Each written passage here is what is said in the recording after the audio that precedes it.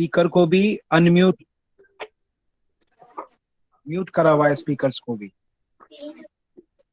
I think all are microphone off, no? That's why, sir.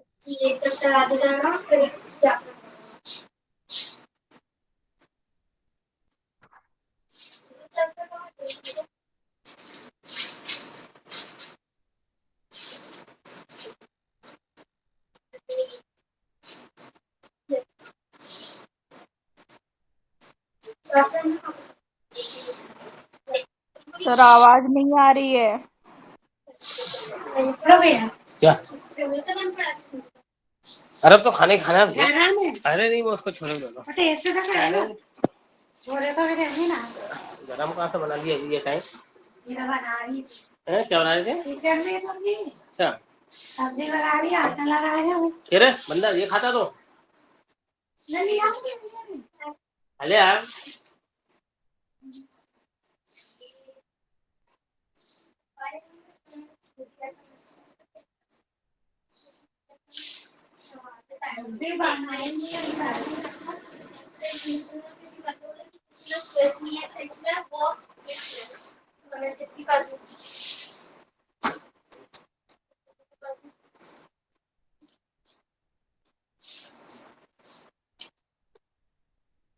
Anand ji के घर से आवाज आ रही है।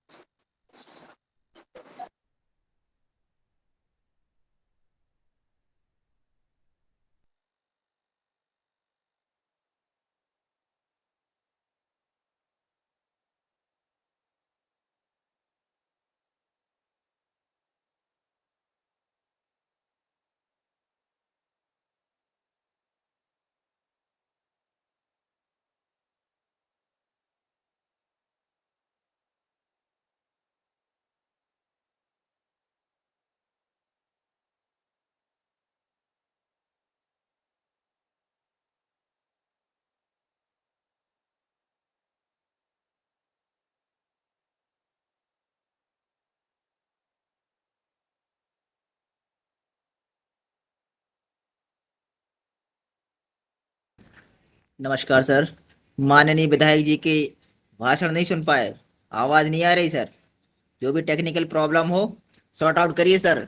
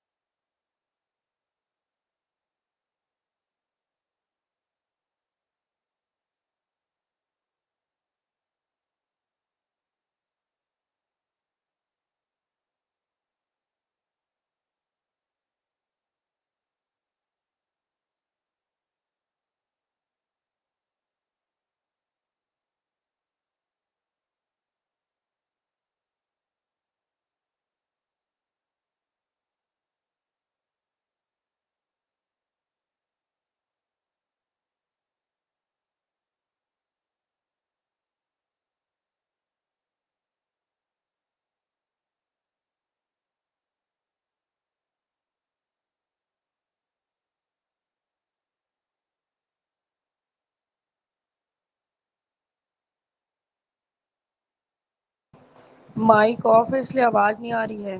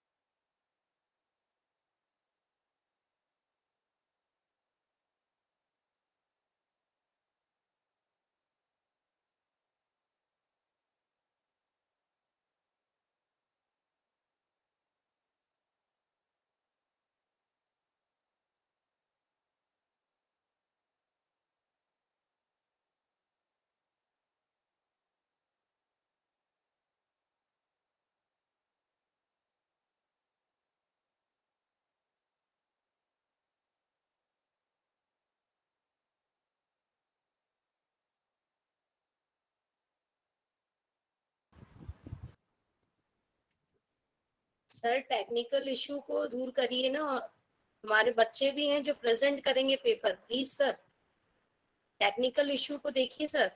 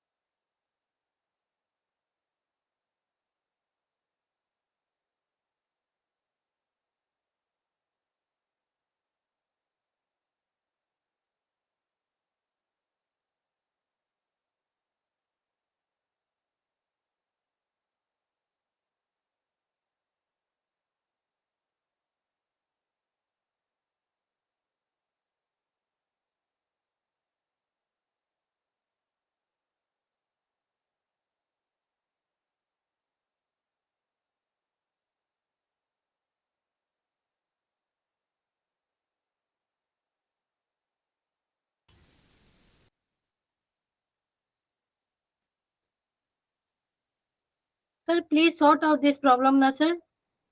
Why is it not coming, sir? Hello.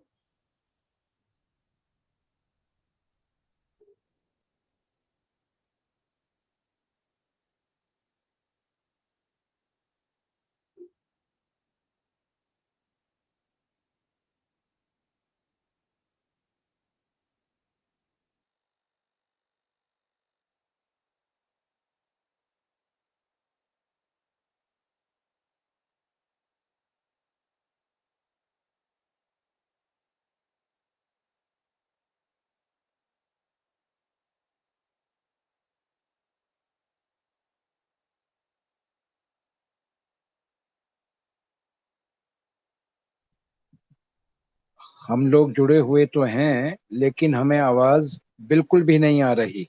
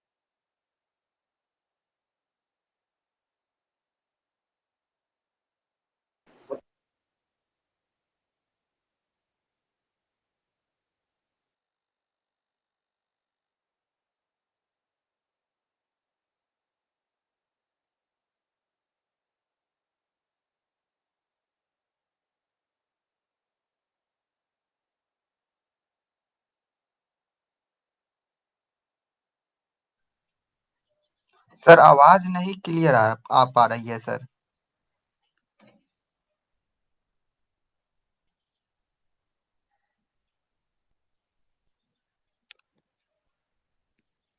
आवाज क्लियर क्या? बिल्कुल भी नहीं आ रही है।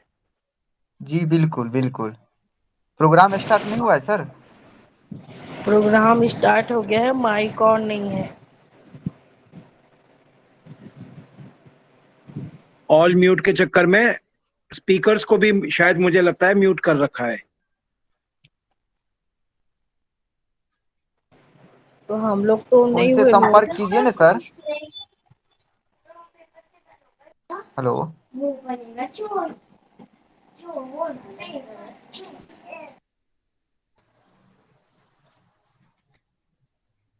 एक मिनट सर, हम संपर्क कर रहा हूँ।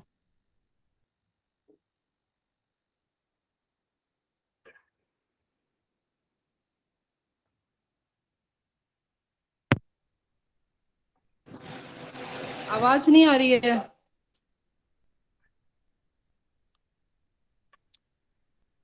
कुछ सुनाई नहीं दे रहा है। हाँ सर, सुनाई नहीं दे कृपया रहा। कोई मतलब ही नहीं है। आवाज का प्रबंध करें प्लीज। बिल्कुल भी सुनाई नहीं दे रहा। जी बिल्कुल सुनाई नहीं दे रहा है।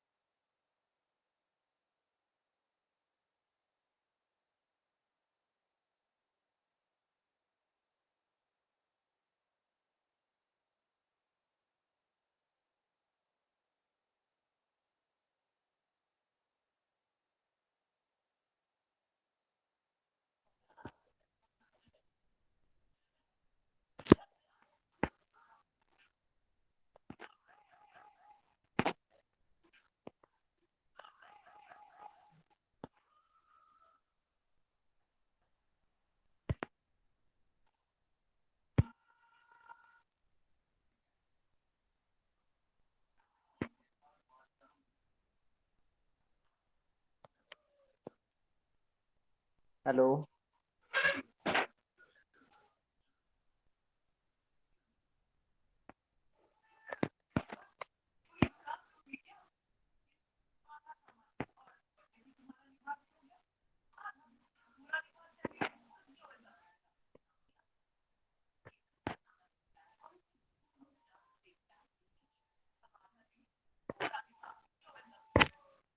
In the Google Meet, because no, we cannot hear anything, and we do not have any cue what will happen next. And I do not know also my turn when I will be speaking. So may I suggest that you please unmute Miss Nitin or Mr. Nitin K. Patel so that we can hear what is going on in there. Thank you.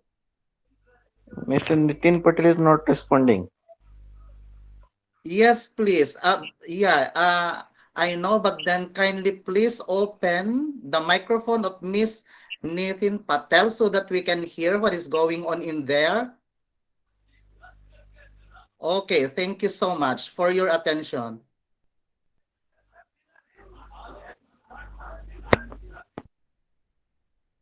Yes, I'm here. I'm calling you and we cannot hear anything from you. Yes, I'm here. I'm ready. All right, thank you.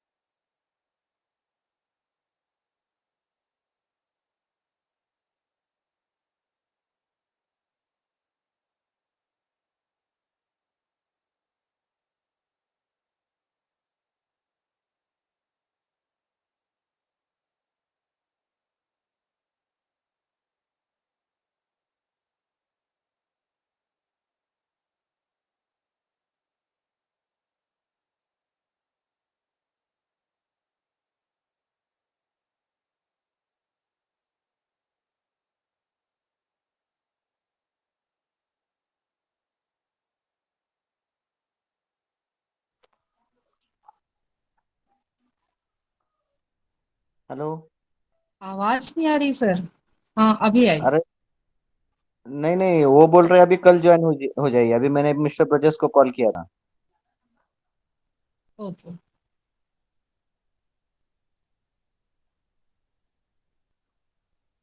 ये possible आप में से कोई अगर contact में है तो please उन्हें कांटेक्ट कीजिए, ऑर्गेनाइजर्स को।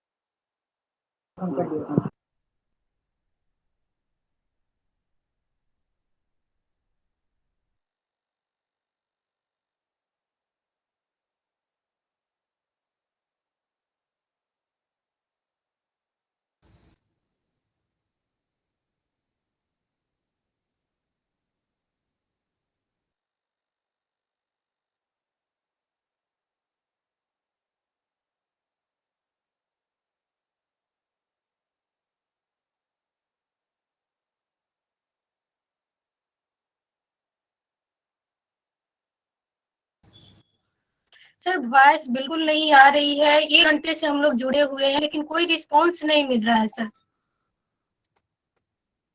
ऐसे जुड़े रहने से कोई फायदा भी नहीं रहा सर, और वैसे भी आज सर प्रेजेंटेशन है, फिर कैसे प्रेजेंट हम लोग करेंगे यही।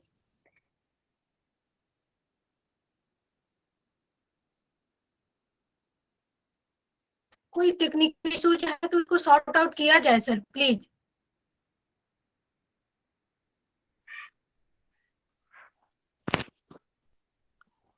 आई थिंक ऑर्गेनाइजर में से कोई नहीं है इस अभी अभी सिर्फ पार्टिसिपेंट्स ही हम इधर है, इसलिए कोई रिस्पांस नहीं दे रहा।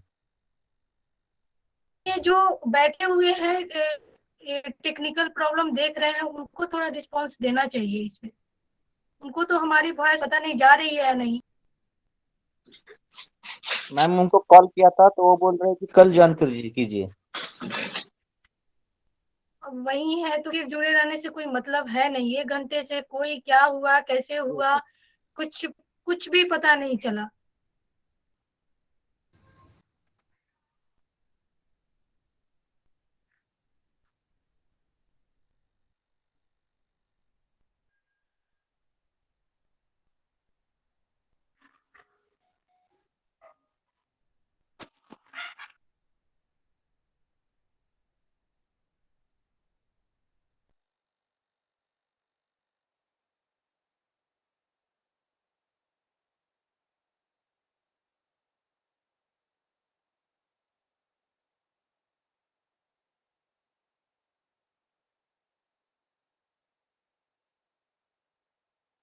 ध्यान हो गया था।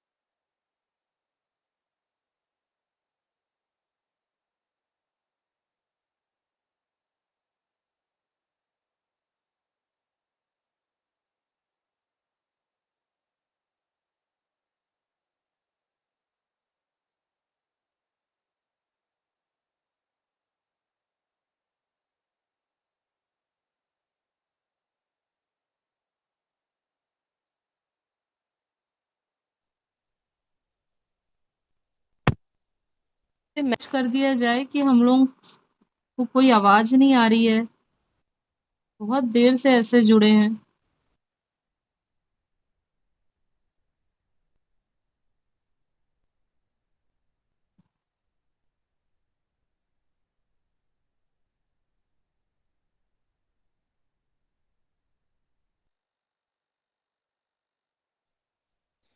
एक घंटे से ज्यादा तो मुझे भी हो गया, बिल्कुल भी आवाज नहीं आ रही है। Please kindly switch.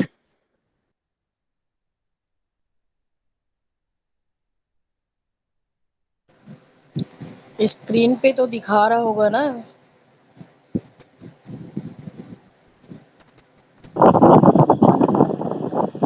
किसी ने कांटेक्ट किया है क्या वहाँ पे?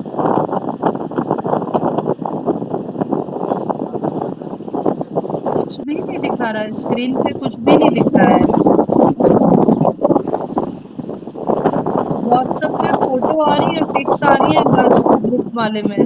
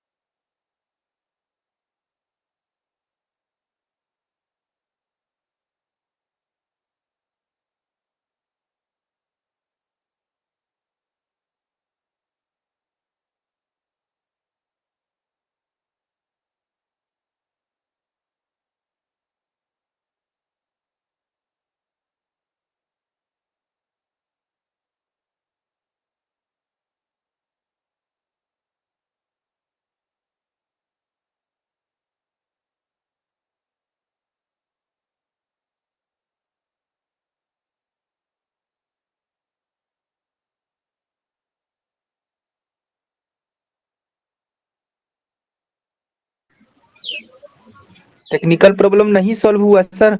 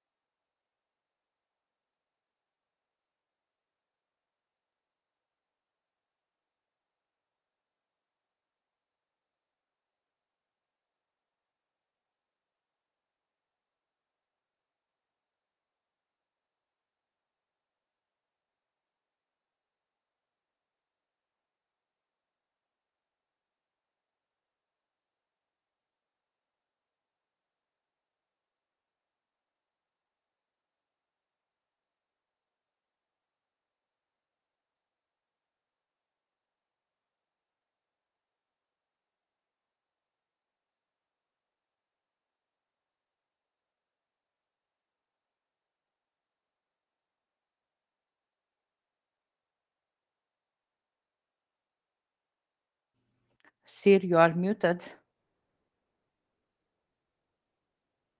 We cannot hear you.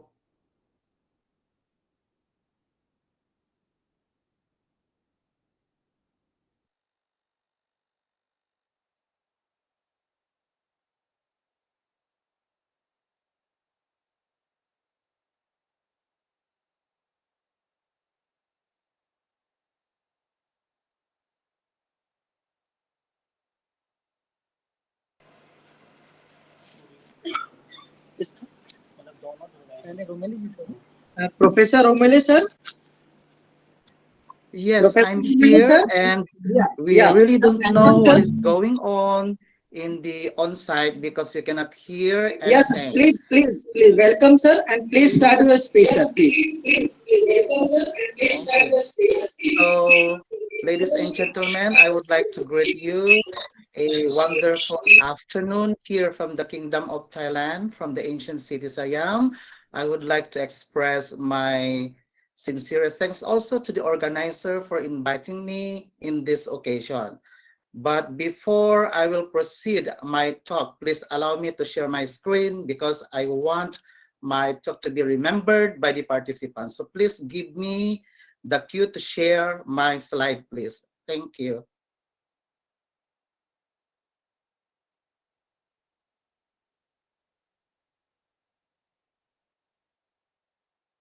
Kindly allow me to share my slide.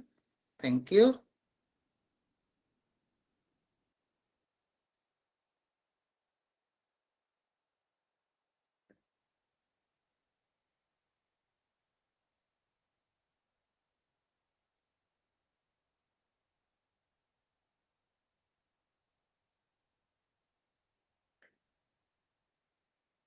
Okay, may I ask a confirmation if my presentation is visible? Yes, sir. Yes. All right, thank you so much. As I mentioned a while ago, I'm here speaking to you from the Kingdom of Thailand, and I'd like to share to you the things that I have learned from mentoring with different educators and researchers from across the globe. And so this time, ladies and gentlemen, I am proud to give my humble knowledge as well as my experiences relative to mentoring of research mentors or educators in a global context. So I'd like to talk about upskilling and reskilling of research mentors in the global context. My presentation would revolve around the following. I would give a simple background, and then I will move on with the differentiation between reskilling and upskilling. Then I would like to figure out the need to reskill and upskill. Why is it necessary? Then, after knowing or exploring the necessity to reskill or upskill research mentors, then I would like to expound further on how are we going to reskill or upskill research mentors. And finally, I would give my conclusion or final note. And so, ladies and gentlemen, you are here in this platform probably, or for the purpose that everybody, all of us love research. So could you please say to yourself, I love research. Since we love research, we see the interrelationship of the three H in here, the marriage of the heart and the head. Would of course, if there is an outcome of this one, we need to do the theoretical basis by means of an action or translating it into real situations, whatever we have found in our own research studies.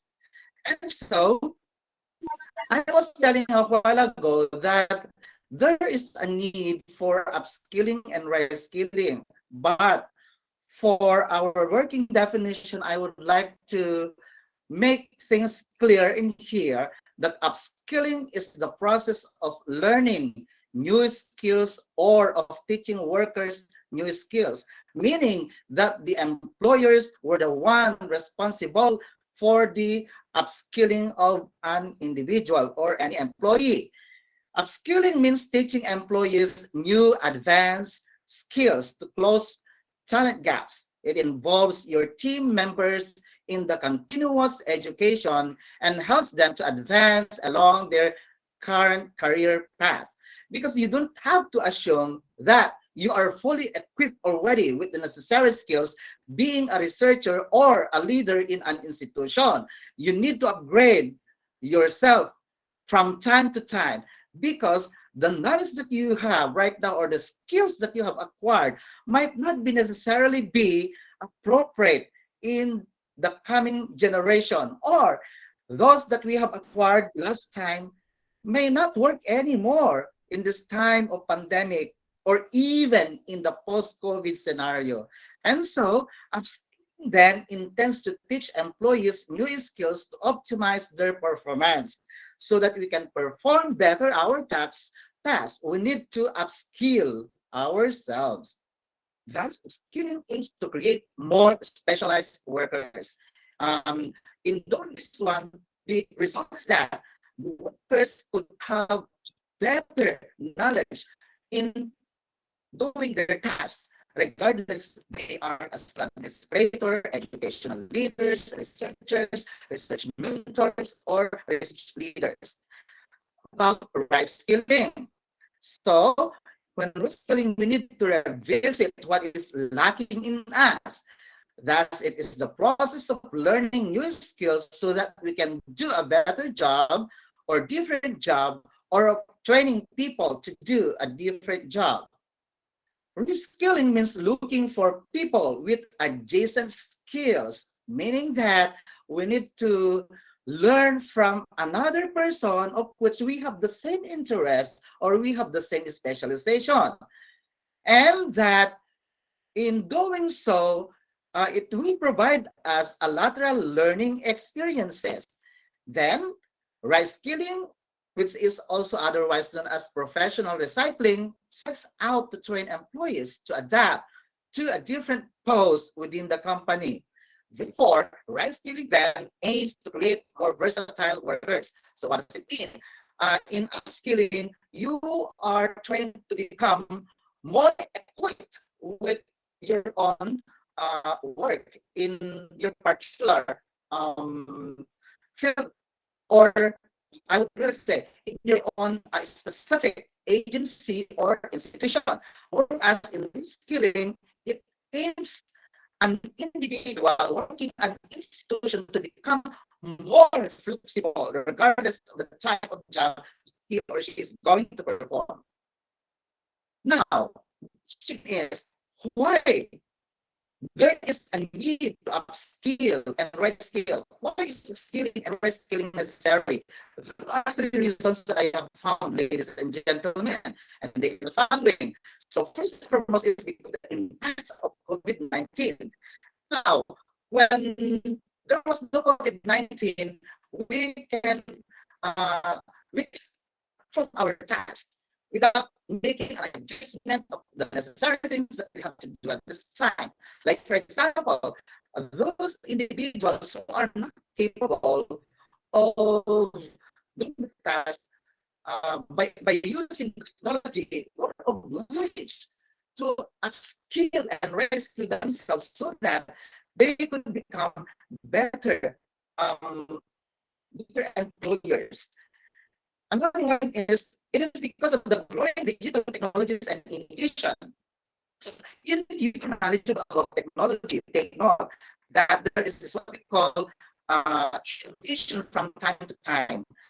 Same technology, but you need to add evaluate it so that it will become more meaningful or more creative and more flexible in performing our job.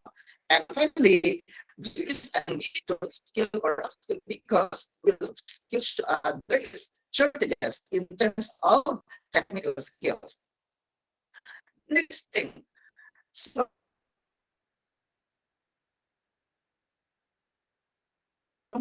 I would say that there is a need to upskill and reskill because in continuous reskilling and upskilling, it does not only require a mastery of fundamental subjects, but also 21st century interdisciplinary themes such as global awareness, financial, economic, business, and entrepreneurial literacy, which is actually what we are concerned about in this conference that we are having right now. So education, employment, and entrepreneurship development. So that is our reference. So skilling and reskilling, we come to learn how flexible we are in terms of education, in terms of employment, in terms of entrepreneurial development.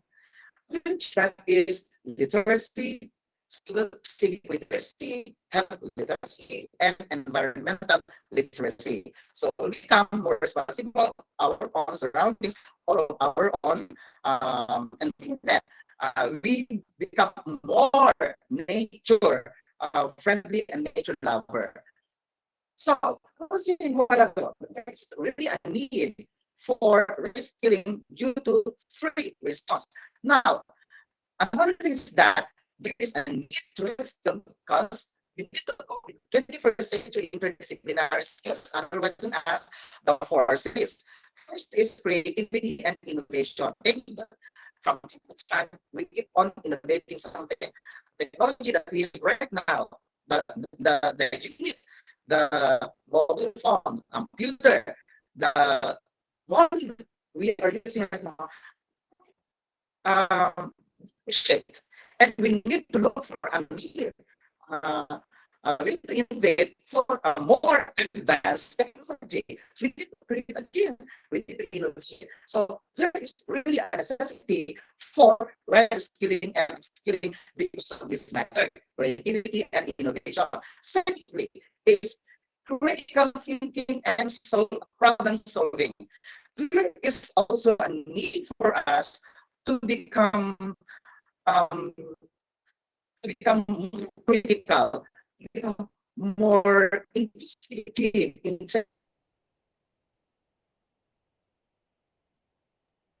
terms of our dealing, particularly in terms of research. We need to use our own critical thinking or analytical reasoning so that we will not be lost from those individuals that might have some problems as to the in terms of communication, in terms of business, in terms of education, and so on. And then the third reason is because of communication.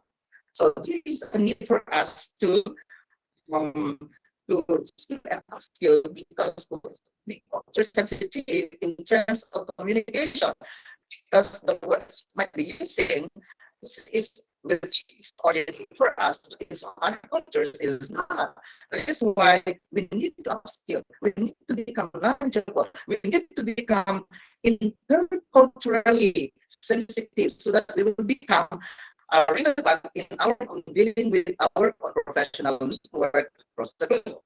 And play is collaboration. I mentioned professional work. So we need to reskill and upskill in order that we can cope with the latest trends in internationalization or international collaboration between and among professionals, particularly researchers and educational leaders. Moving on, so there is need for reskilling and upskilling because of the evolving role and function of a research mentor or a research advisor. So let's look at 12 regarding the role and function of a research mentor. Fact number 1, in research mentoring or research advising, it is based on degrees. That is, you must have at least a master's degree, and especially you should have PhD and higher position. It's our own notion in the old school. Okay, if you don't have PhD, you can become a thesis advisor, or at least you must have a master's degree to link to the specialization of your own advisee. It's not useful anymore this time, because what we need is a research mentor who has publications and citations. Who cares about you if you don't have publications and citations? Even if you have 5 PhD, they don't care about you. Even if you have the highest position in the university, if you don't have any publication and citations, it's useless. You're nothing in the community of scholars. Second fact, in old school, the research advisor or mentor implements thesis or the dissertation manual of the school. If they cannot really proceed into the next step without consulting the research manual of the university. So they serve as their own for the Christians, Bible. For the non-Christians, particularly the Muslims, the Quran. Because that is our own basis of preference. At the present scenario, the advisor or the research mentor does not implement the thesis or dissertation manual of the school, but most importantly implements standards of high impact publications. So what are the regulations or other policies in terms of publication of this publisher? You need to look into that. So if this is the policy, shall I proceed publishing in this journal? Okay, you need to compare. This one is another policy. So which one has a better policy in terms of publication? This will really gain a more scholarly experience, or it will improve you as a researcher, a scholar, if you publish into this kind of journal.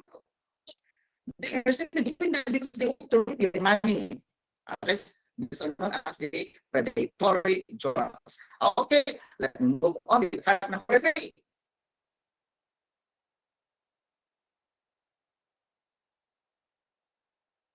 For research mentor guides students to finish a degree because we believe that the success of the student is the success of the thesis advisor. The failure of the student advisee is the failure of the thesis advisor. And so this time, the thesis advisor or research mentor does not only guide students to finish a degree, guides students publish in peer-reviewed journals. So graduation right now is not only to present your paper in an international conference, but to publish also your work in an international peer-reviewed journal. It's only a journal is print, but online peer-reviewed journal. So moving on, let's try to explore fact number 4. In the old school, the thesis advisor gives the title of the research.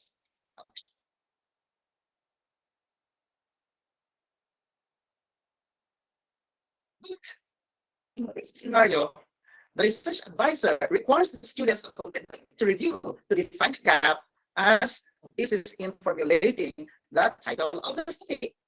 So therefore, it is the teacher who will dictate the title of the research of the advisee, which is totally wrong, because there is something called personal interest in there. Probably the teacher wanted to gain many citations, and so he or she recommends a title which is relative to his or her own work. But if you are scholarly enough, then you give the opportunity to your students, you need to require them to complete the critical review in order that he or she can identify the gap. What is lacking in the literature? What is the new knowledge you can contribute into it? And by means of knowing that, you will be able to create the title of your study. Fact number 5.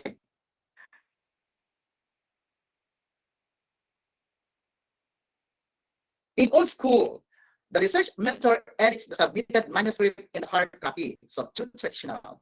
You need to print out everything and then later on, after editing the manuscript, read it again. Let the editor or the teacher or the research advisor read it again. Make sure that everything has been incorporated and it is already good enough. Then you have to read for the final copy. So it's really expensive. But there is a solution for that. Instead of editing it in hard copy, you need to make use of 20 comments of Microsoft to edit, like the one that is illustrated in there. You need to edit it using your computer. Do not print anymore. Edit it there. Just ask your advisee to send you the copy of the material, and later on you can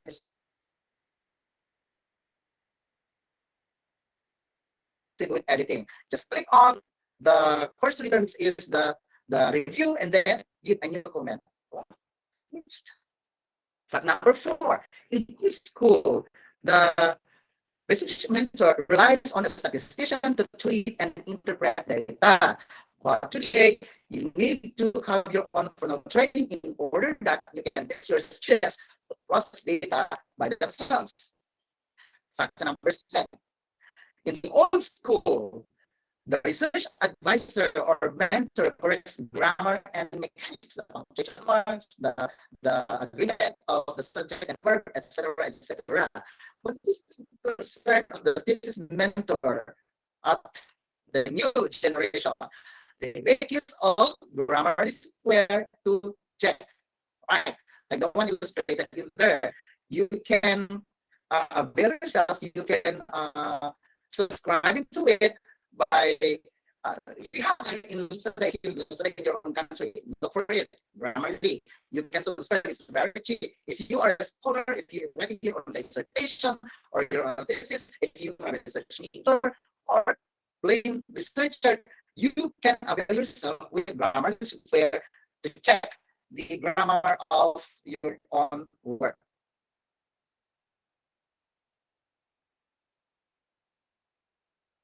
That's something. Or number 8, rather. So in old school, the research mentor reads only what is submitted. They are content with the paper. But if you are scholarly enough, don't simply read what has been submitted, but you need to read the literature and suggest additional readings, because this will improve the manuscript.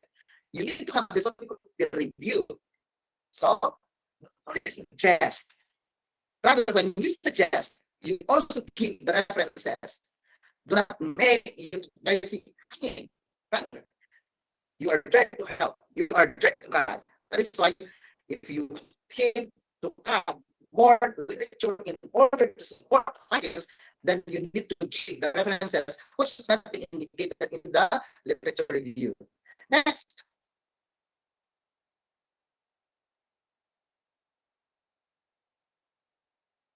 Before, the research mentor always suspects plagiarized sections of the research.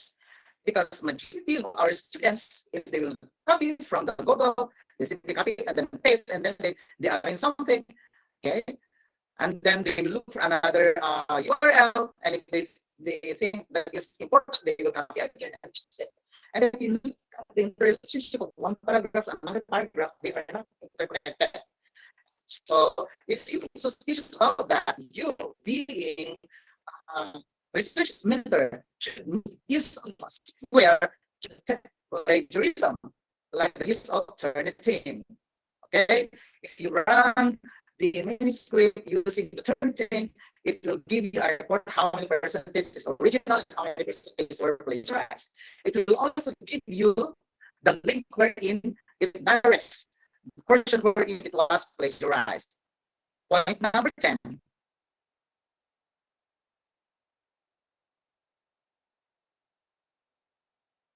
Before, or traditionally, the research mentor serves as an expert guide, fix everything. But in the new school, the research advisor or research mentor comes with experts on methods, review, and publication. You need to look for external experts, someone who is not associated in your own university or institution. There are many of them. Like me, if you need my services, you can give a presentation about the methods of your own study, or you can ask me anything which you believe that I may be able to help you in developing your own work, or if you want me to hear you, then I'm willing to help you. So that's it. So simply show that you know everything you need other individuals to improve or beautify the research manuscript.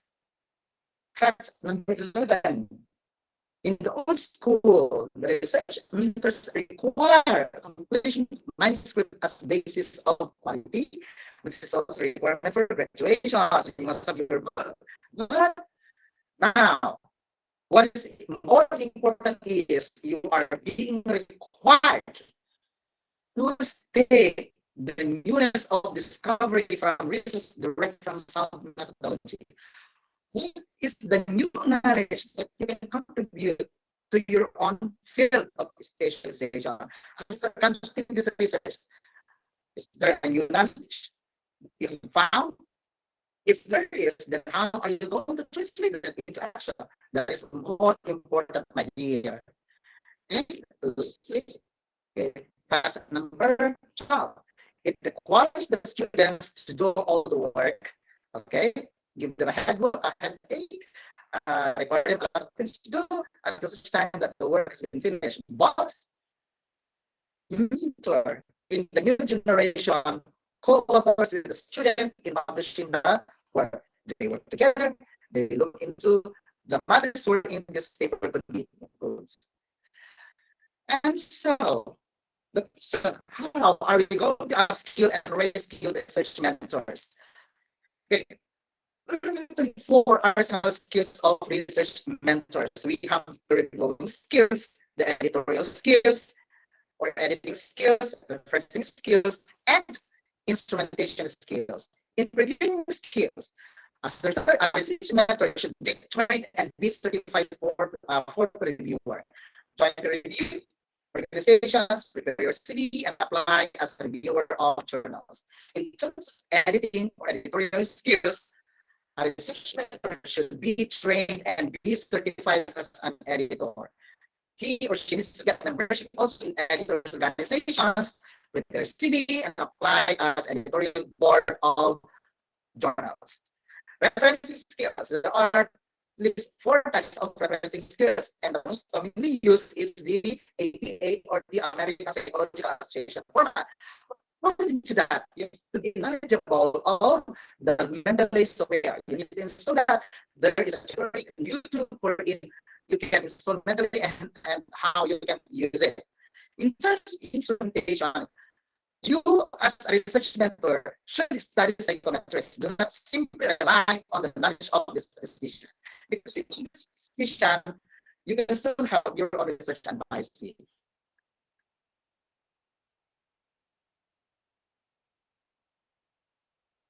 to these 4 arsenal skills, I would also suggest that a research mentor should get trained for NVivo software for qualitative research, AMOS for software for modeling research, which is used by individuals or researchers in business administration and engineering, as well as in the IT industry. Is you need to get trained for basic and advanced sampling designs. Okay, what are the different sampling methods? We have the probability sampling and the probability sampling, and what are the specific types? The for critical review of scientific literature and how to write a research review article. Present, you cannot proceed defending your own research proposal. You don't publish your own review. It's just requirement. That's why before you can proceed with other parts of your own research, like for example, analysis methodology, you can do that if you don't have publish your own critical research review.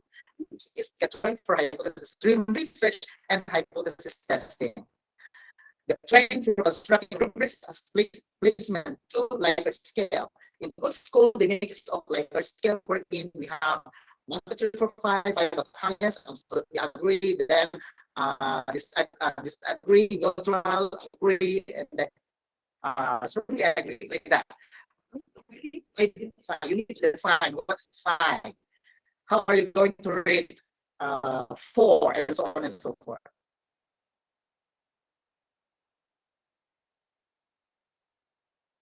Skills include foreign experts as research partners, co-authors, panelists, reviewers, and editors, which I have already mentioned a while ago. Do not only be confined with the experts in your own institutions, but you need to collaborate with other individuals as well so that they can improve your work. And look for publisher of which it really is writing for high impact journals. And then you need to aim also that your written work which was published in high impact journals should be cited. Ladies and gentlemen, I would like to end my presentation with a quote that what we live in the first 25 years of life will carry them through the next 50 years of your professional career. You will have to be able to continuously learn because education is a continuous learning process. Do not only believe the skills that you have right now is but internally, you need to improve yourself. So you keep improving for the benefit of yourself and mankind. With that, ladies and gentlemen, I would like to express my sincerest thank you to all the participants and the organizers. Have a wonderful day ahead.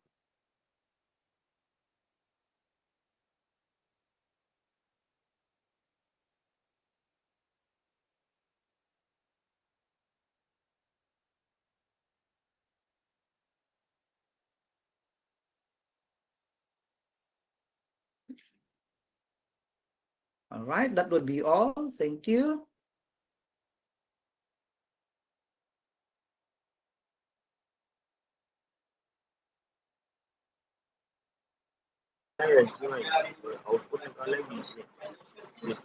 इस पे चला जाएगा बीजी।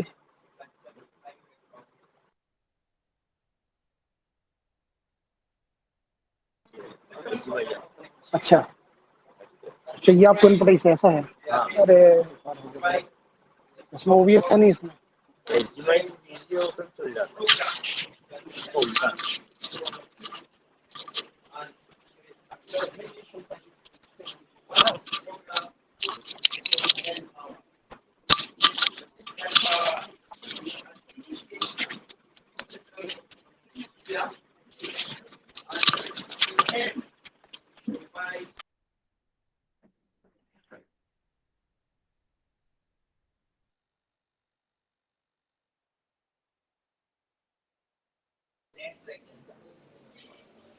Hello.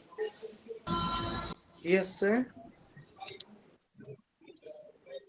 Yes, doc. Thank you, Romeli sir. Dr. Corina madam.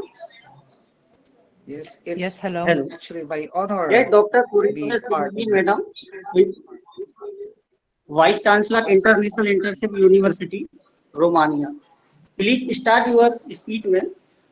Dr. Thank you. Okay. Thank you. Okay. So my name is Corina Shujda. I'm a teacher, international educator from Romania and Vice Chancellor of International Internship University. I would like to share my screen and I hope you can see. So today we're at the International Conference on Multidisciplinary Research in Education, Employment and Entrepreneurship Development. Today I choose to talk about the difference and also the same things between qualitative and quantitative research. But what research means? Research is defined as the creation of new knowledge and or the use of existing knowledge in a new and creative way so as to generate new concepts, methodologies, and understandings. These could include the synthesis and analysis of previous research to the extent that it leads to new and creative outcomes. The content which I will take today, the differences between quantitative and qualitative research, data collection methods, when to use qualitative versus quantitative research, and how to analyze data. What is research methodology? We all know that this is a process used to collect information and data for the purpose of making business decisions. The methodology may include publication research, interviews, surveys, and other research techniques, and could include both present and historical information. Research methods, when we talk about research methods, we talk about the section of any proposal which must address several fundamental design components. The research method documents describes a number of components required for a fundable proposal. So I told you already that I want to make a speech, a presentation between qualitative and quantitative research, differences, examples, and methods. When collecting and analyzing data, quantitative research deals with numbers and statistics, while qualitative research deals with words and meanings. Of course, both are important for gaining different kinds of knowledge. Quantitative research is focused on testing theories and hypotheses, analyzed through math and statistical analysis, mainly expressed in numbers, graphs, and tables, requires many respondents, and it's also closed multiple choice questions. Key terms for quantitative research: testing, measurements, objectivity, reliability. When we talk about qualitative research, we have to know that it's focused on exploring ideas and formulating a theory or hypothesis, analyzed by summarizing, categorizing, and interpreting, mainly expressed in words, require few respondents, and it's open-ended questions. Key terms: understanding, context, complexity, subjectivity. Data collection methods, sorry. Quantitative and qualitative data can be collected using various methods. It is important to use a data collection method that will help answer your research question or questions. Many data collection methods can be either qualitative or quantitative. For example, in surveys, observations, or case studies, your data can be represented as numbers, example, using rating scales or counting frequencies, or as words, for example, with open-ended questions or descriptions of what you observe. However, some methods are more commonly used in one type or the another one.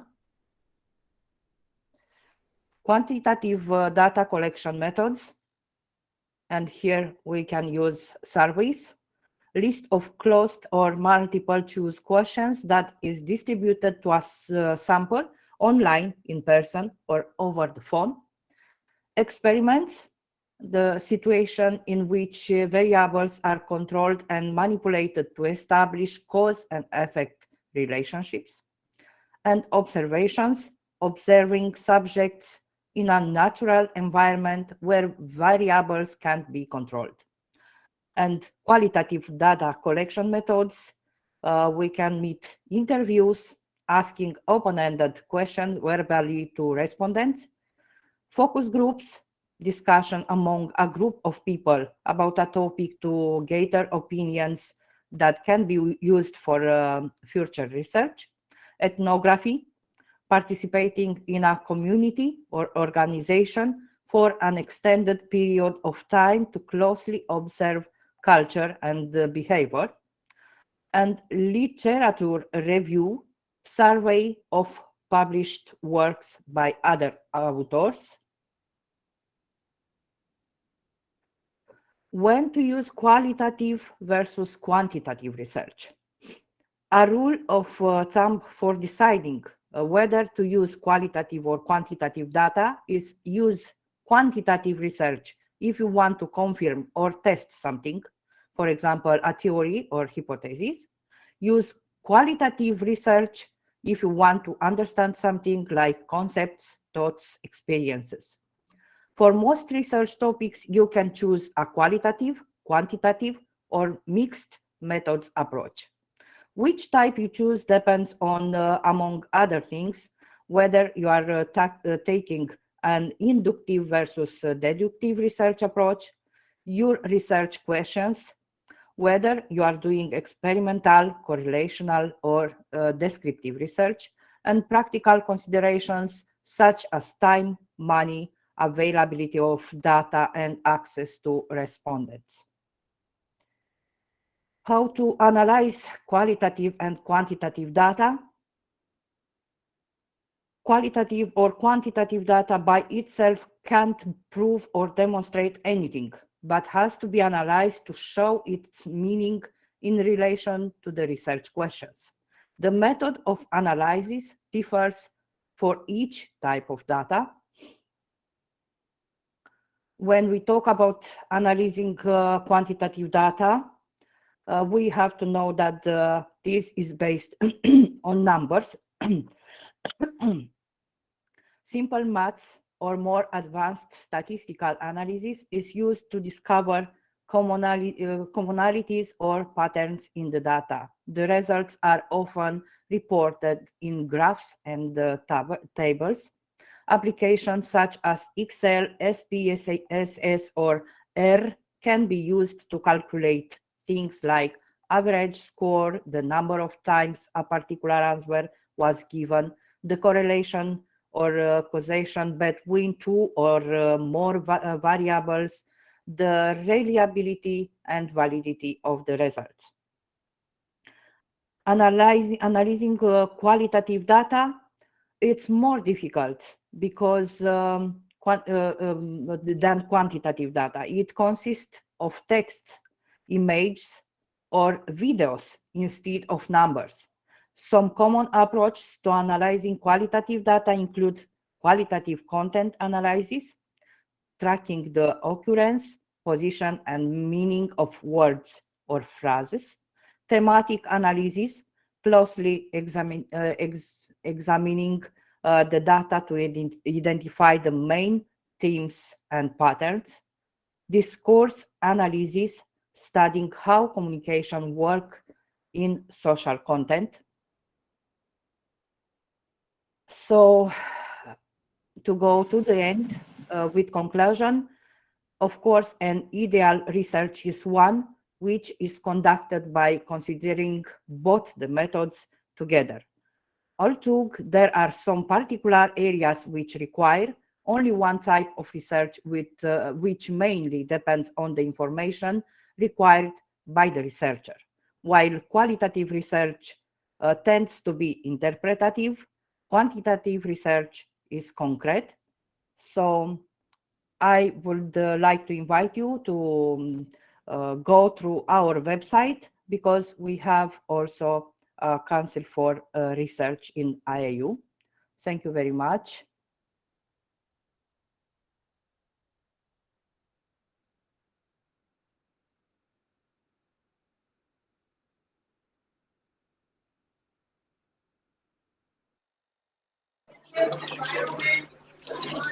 Thank you, madam. Thank you for Dr. Corina Suzidia, madam, Vice Chancellor, International Internship University, Romania. Thanks you for your lecture. Thank you, ma'am. My pleasure. Thank you too. Okay, thank you, ma'am.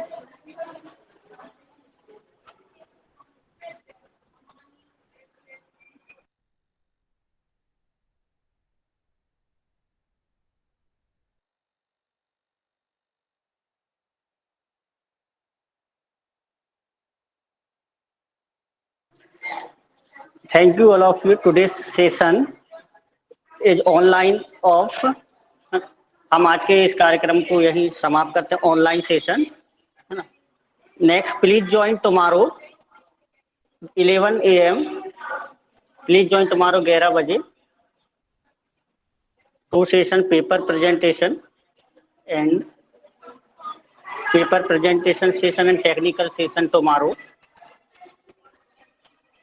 Okay, thank you all of you. Thank you, Dr. Praveen sir. Please join tomorrow, Dr. Praveen sir. Yeah, thank you very much, sir. Thank Yes, you very much. yes. Yes, thank you very much. Today's conference is online and offline both, sir. Sir. Ji, ji.